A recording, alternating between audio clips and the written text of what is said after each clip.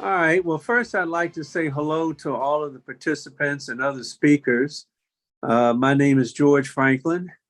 I live in Maryland, so I'm unable to be at the meeting today, but I would like to say hello and greetings to everyone that's there. My story starts when I was 16, really, but 18 when I started dialysis just after graduation. And just 3 short years later, they seem short now, but they were very long, being on dialysis 3 times a week for, at that time, 6 hours a day. And I was fortunate to get my first transplant in April of 1975. Unfortunately, that transplant did not work, so they took it out a couple weeks later, I think, and I still stayed on dialysis. I was working at the time, and I was just 18 and when I started dialysis, and this was 1975. I was 21 years old, and I was fortunate to get my second transplant just 6 months after the first one.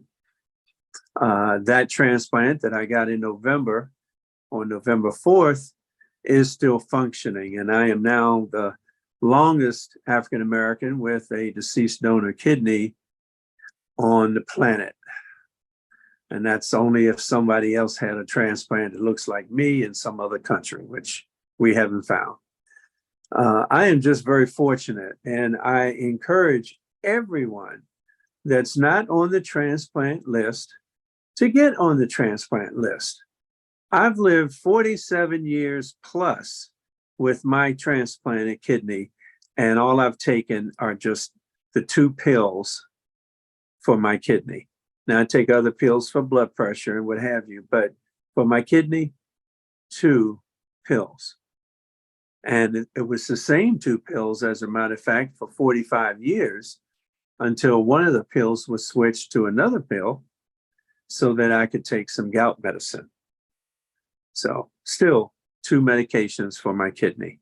It is worth the experience. Your life would be so much better. You can run, jump, swim, have children, do anything your heart's desire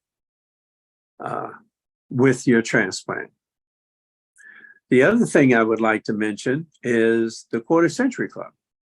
The Quarter Century Club is a club I formed along with another member, Barbara Witt, and it's for recipients that have their transplant for at least 25 years.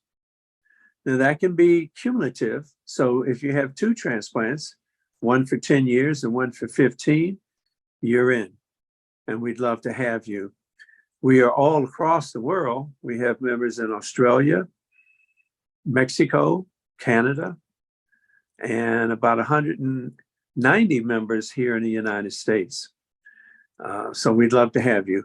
We sponsor a dinner, as a matter of fact, at the Transplant Games. What are the Transplant Games, you say? Well, that brings me to my first prop. The Transplant Games are games for people, basically, that have transplants. But if you're on dialysis, you can also compete. You would be competing against people like yourself that might be on dialysis. If you have a transplant, you're competing in your age bracket and you're competing in your gender. So we certainly welcome you to come to the Transplant Games. This is our mascot. I hope you can see him. Hello there. And this is Blaze. And Blaze has a sidekick that's called Spark. I don't have a Spark, so I have to use just Blaze. And there he is. And I would hope that if you can make it, we don't know quite where the games will be next year because they're every even year. Last year, they were in San Diego, California for the first time ever. And this next year, we expect them to be east of the Mississippi, hopefully. So a driving distance for most people. Now,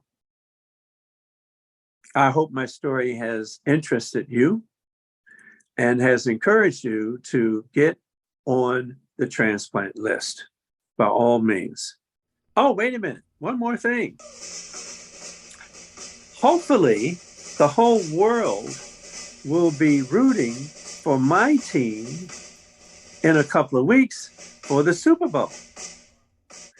I am an Eagles fan, of course. And yes, this is an eagle, not a duck, as many have said. So go Eagles.